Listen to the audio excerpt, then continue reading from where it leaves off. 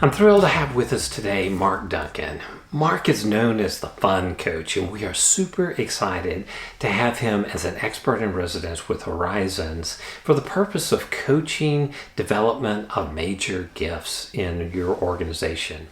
In addition to his deep pool of skills in the nonprofit world, what makes him particularly special is that he actually is passionate and has become an expert. He does this full time coaching people in the development of major gifts. Mark, why don't you tell us a little bit about yourself before we get started? My name is Mark Duncan. I live here in Wilmington, Delaware. I have been in the nonprofit space since 1987 and have been in the fundraising space since 1998.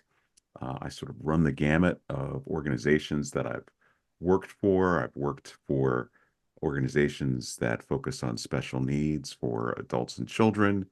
I've worked in camp and conference ministry for 10 years for the Presbyterian Church. I worked in higher education, public media, so NPR, PBS, and healthcare, and then K through 12.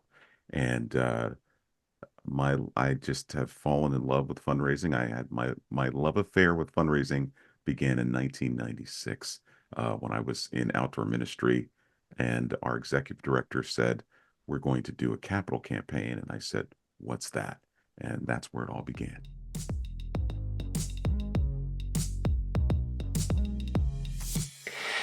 In this video segment, we're going to walk through some of the key coaching strategies that you provide, and I'd really like to begin with researching major donors.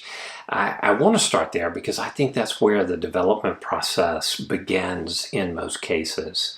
So tell us how you coach and guide your clients on major donor gift prospects, both identifying them and developing them.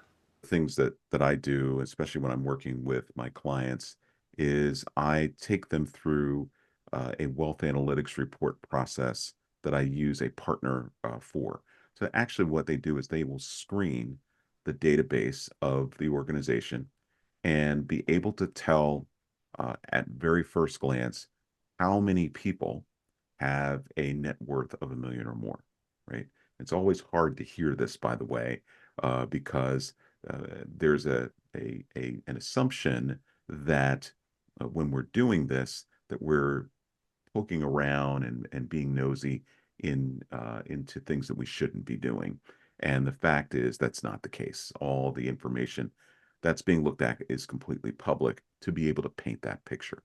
And so once we've done that, it allows uh, the fundraiser to focus on those people that have capacity. So I always talk about the criteria for fundraising, especially for relationship fundraising, which is what I call sort of the major gifts. And there are three things that we must look for. Link, so a link to the mission or the organization.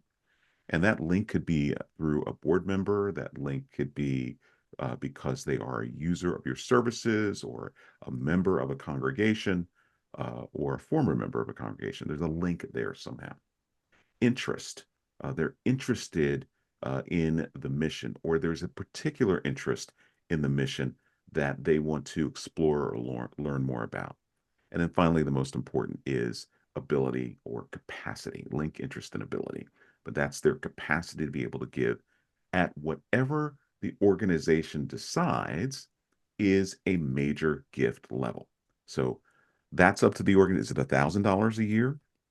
Is it 5,000 a year? Is it 10,000 a year?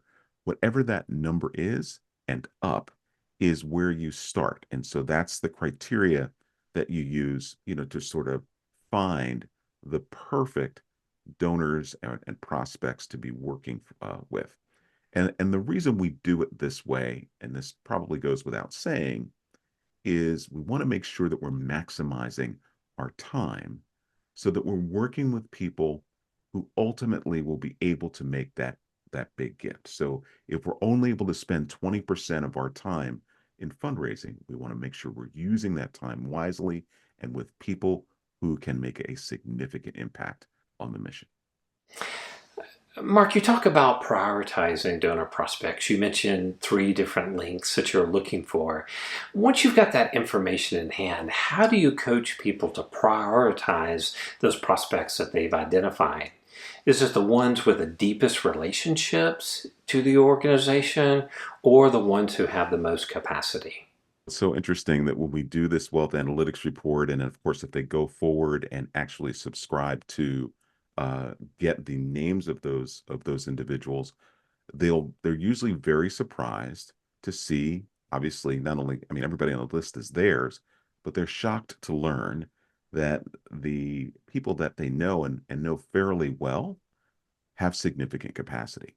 And so that's the low hanging fruit. That's where we focus first. Is, I mean, I could certainly say, okay, let's look at where there's the most capacity, the highest net worth. But really, where is the um, highest aspect of the relationship? So if there's somebody who comes through and has maybe a net worth of $2 million, but you know them really well, that's low hanging fruit. You're going to start there.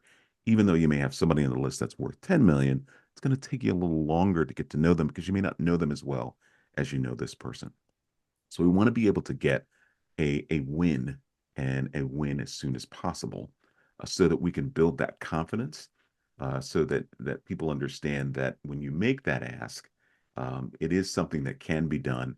And believe it or not, the people that you're going to be asking, if you do it right, are expecting you to do that. And that's the best part about this is that they're expecting you to ask them. And so if you're wondering and why you haven't gotten a gift from a person that you know that has capacity, it's likely because you haven't asked them. And so that low hanging fruit is where we focus.